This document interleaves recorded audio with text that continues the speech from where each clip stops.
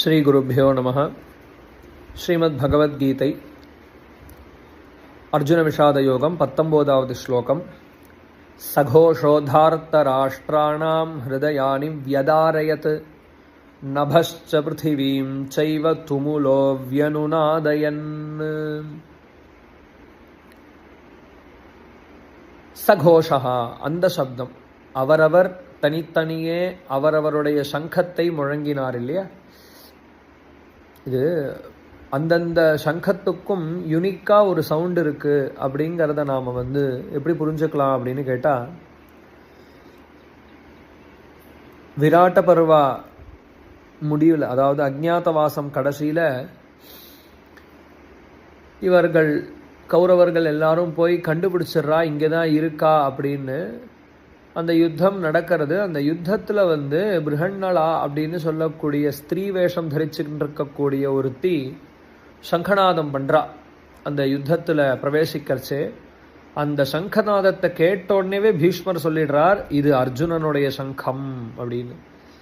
எப்படி ஒவ்வொருத்தருடைய bike sound கேட்குறதுக்கு மேலாப்பில் ஒரே மாதிரி இருந்தால் கூட நாம் ரொம்ப பழக்கப்பட்டவா அந்த சவுண்டை கேட்டாலே இன்னார் தான் வரா அப்படிங்கிறத எப்படி சொல்கிறாளோ, அந்த மாதிரி ஒவ்வொரு சங்கத்துக்கும் ஒரு தனித்துவமான சப்தம் இருக்குது அப்படிங்கிறது இந்த மாதிரி சரித்திரங்கள்லேருந்து நமக்கு தெரிகிறது.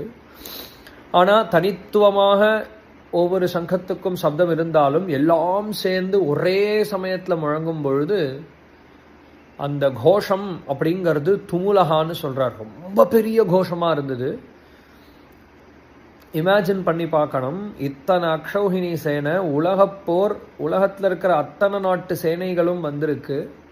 அப்போ எவ்வளோ பெரிய காலி இடம், அந்த இடத்துல இவ்வளோ பெரிய சப்தம் எழும்புறது அப்படின்னு சொன்னால், பொதுவாக மூடப்பட்டு இருக்கிற இடத்துல சப்தம் சீக்கிரமாக எழும்பும். ஆனால் வெட்ட வெளியில் சப்தம் எழும்புறதுக்கு ரொம்ப பயங்கரமான சவுண்டு இருக்கணும். அதை சொல்கிறார் துமுலகா சகோஷா. அப்பேற்பட்ட அந்த சங்கநாதம் தார்த்தராஷ்டிரானாம் திருதராஷ்டிரனுடைய மகன்களான கௌரவர்களுடைய ஹிருதயத்தை பிளந்தது. இந்த சங்கநாதத்திலேயே அத்தனை பேருக்கும் ஒரு பயம் வந்துருத்து, மனசில் நெடுக்கம் வந்துருத்து. எப்படிடா இந்த சேனையை நாம் எதிர்கொள்ள போகிறோம் அப்படின்னு. அது மட்டும் இல்லை, நபஸ்ச பிருத்திவீஞ்சைவ வியனுநாதயன் அப்படின்னு சொல்கிறார். விண்ணும் மண்ணும் அந்த சப்தத்தை எதிரொலிக்கிறது அப்படின்னு சொல்றார். அப்பேற்பட்ட பயங்கரமான கம்பீரமான நாதம் அப்படின்னு இந்த வர்ணிக்கிறார் இந்த ஸ்லோகத்தில். ஸ்ரீ குருப்யோ நமः.